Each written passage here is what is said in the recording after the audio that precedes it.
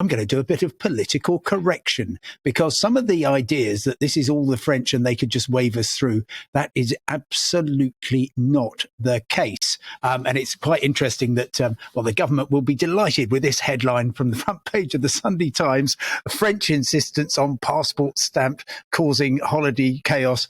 British insistence on passport stamp causing holiday chaos is actually the reality. Can I just actually spell things out? I absolutely accept that the UK voted to leave the EU. I absolutely accept that being in favour of Brexit is a perfectly legitimate political choice, and I recognise that. But it has consequences. Leaving the EU makes it much harder to leave the UK, and that's because we asked, we voted, we negotiated, or at least the government did on our behalf, to have a European Union external frontier in Kent, at the port of Dover, before you get on the ferry to go to Calais and Dunkirk, and at the Eurotunnel terminal at Folkestone. And those are gummed up. And I went along to see exactly how gummed up they were. And effectively, I went and timed how long it took. Now, previously, when we were in the EU but not in Schengen, which I absolutely agree, all that the French passport control person could do was look at your passport, have a look at the photo, and check it was you. They couldn't do anything else at all apart from establish that was your identity. Okay. Very often they didn't, and they would just wave us through. And if things got difficult and the queue built up, they would just be waving us through like mad. We asked for that to come to an end. We said we want to be treated as third country nationals, whereupon immediately the French are obliged, as the first frontier that we reach in Europe, they are obliged to get everybody's passport and stamp it. They're also actually obliged to do far more, and they are not doing that at the moment, which is to check, for example, that you've not spent more than 90 days in the last 180 days by looking at all your passport stamps.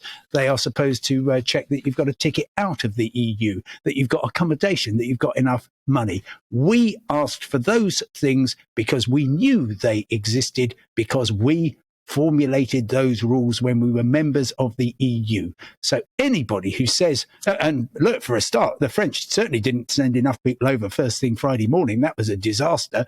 But anybody who says, oh, they're taking it out on us, they're taking especially long time to punish us, that is absolutely not the case. Thanks, Simon. Paul? Simon, Tony Smith, and I've got a copy of his piece in the Sunday Telegraph today. Yeah. He's a former Director General of the UK Border Force, and he says in this morning's Telegraph, like us, EU border agencies have authorities to reduce certain checks in the wake of significant operational pressure upon the control should they choose to do so. Therefore, the argument that these delays would never have happened if the UK had remained in the EU does not stand up to scrutiny. Is Tony Smith wrong? Well, yes, he is, I'm afraid. He says that he also says in that article, which is quite remarkable, he says that Brexit is not, that the transactional changes are not significant. They jolly well are. I stood there and timed how long it took. If you've got two people in a car, 45 seconds, they could get that stamping process done. If it was a family of four, it was more like a minute and a half, and the average car has 3.5 people in. I talked to the boss of the port of Dover, and he said, yes, transaction times are about 3 times what they were. So, of course, queues build up. And to pretend otherwise, as Tony Smith, former boss of UK Border Force, does, I'm afraid, does nobody any service. We have to figure out how we're going to deal with this. And unfortunately, because we never, in the whole planning of the transport system of the port set up in Kent, never imagined that we would have an external EU frontier there. It simply can't cope. Yes, we could put things in place that would would make it more manageable. But I'm afraid to say, as so many people have done this morning, Mark Spencer, leader of the House, says there's a very obvious solution, that you boost the number of people that are in the role of police aux frontières, the French border force. Well, yes, except there's nowhere to put them. There really isn't. You go along to Dover and have a look and say, okay, yeah, we can put an extra 20 border control kiosks there. There's no room.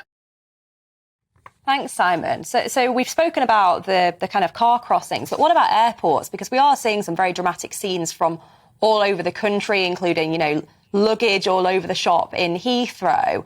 Is the situation easing? Is it as bad as the media are reporting? Give us an overview. Yeah, things are getting easier. This is always the peak weekend, whether you are talking about driving across to continental Europe or flying away. And that's simply because it's when the English and Welsh schools break up, and that puts immense pressure on. So far, things are going pretty well. They're going pretty well because the airports, particularly the biggest ones, Heathrow and Gatwick, have put on caps. Heathrow, number of passengers who can go through. Gatwick, the number of planes that can take off and land. So fortunately, things so far are getting being fairly smooth.